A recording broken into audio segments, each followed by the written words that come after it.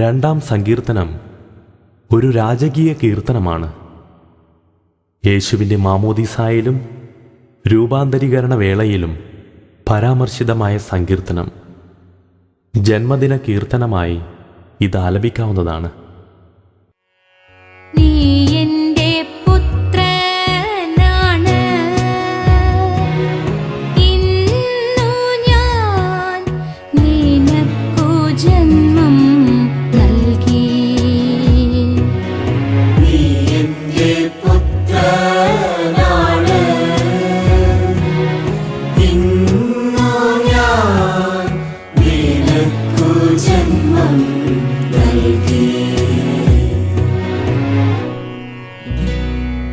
ജനതകൾ ഇളകിമറിയുന്നതെന്തിന്?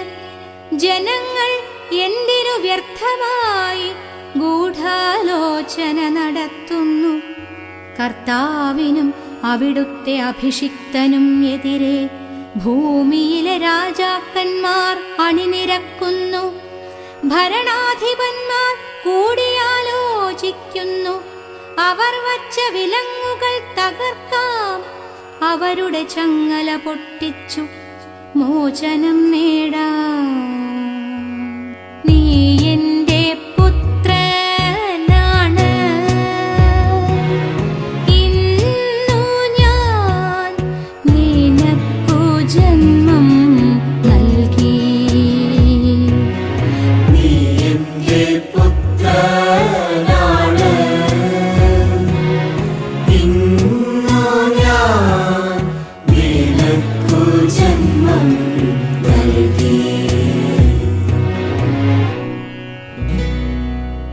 സ്വർഗത്തിലിരിക്കുന്നവൻ അതു കേട്ടു ചിരിക്കുന്നു. കർത്താവ് അവരെ പരിഹസിക്കുന്നു. അവിടുന്ന് അവരോട് കോപത്തോടെ സംസാരിക്കും. ക്രോധത്തോടെ അവരെ സംഭീതരാക്കും. എന്റെ വിശുദ്ധ പർവ്വതമായ സിയോനിൽ ഞാനാണ് എന്റെ രാജാവിനെ വാഴിച്ചതെന്ന് അവിടുന്ന് അരുളി ചെയ്യും. നീ എൻ്റെ പുത്രനാണ്, ഇന്നു ഞാൻ നിനക്കു ജന്മം നൽകി. നീ എൻ്റെ പുത്രനാണ്, ഇന്നു ഞാൻ നിനക്കു ജന്മം നൽകി. കർത്താവിൻ്റെ കൽപ്പന ഞാൻ വിളംബരം ചെയ്യും. അവിടുന്ന് എന്നോട് അരുളി ചെയ്തു, നീ എൻ്റെ പുത്രനാണ്, ഇന്നു ഞാൻ നിനക്കു ജന്മം നൽകി. എന്നോട് ചോദിച്ചു കൊള്ളുക, ഞാൻ നിനക്കു ജനതകളെ അവകാശമായി തരും. ഭൂമിയുടെ അതിരുകൾ നിനക്ക് അധീനമാകും. ഇരുമ്പുദണ്ടുകൊണ്ട് നീ അവരെ തകർക്കും. മൺപാത്രത്തെ എന്ന പോലെ നീ അവരെ അടിച്ചുടയ്ക്കും. നീ എൻ്റെ പുത്രനാണ്,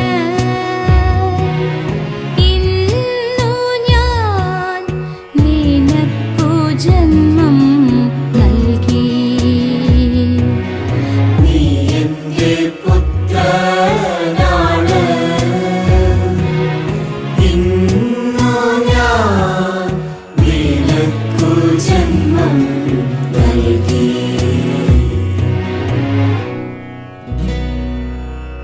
രാജാക്കന്മാരെ വിവേകമുള്ളവരായിരിക്കുവിൻ. ഭൂമിയുടെ അധിപന്മാരെ സൂക്ഷിച്ചുകൊള്ളുവിൻ.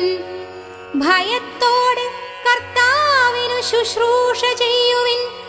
വിറയലോടെ അവിടുത്തെ പാദം ചുംബിക്കുവിൻ. അല്ലെങ്കിൽ അവിടുന്ന് കോപിക്കുകയും നിങ്ങൾ വഴിയിൽ വെച്ചു നശിക്കുകയും ചെയ്യും. അവിടുത്തെ കോപം ക്ഷണത്തിൽ ജ്വലിക്കുന്നു. കർത്താവിൽ ശരണം വയ്ക്കുന്നവർ ഭാഗ്യവാന്മാർ.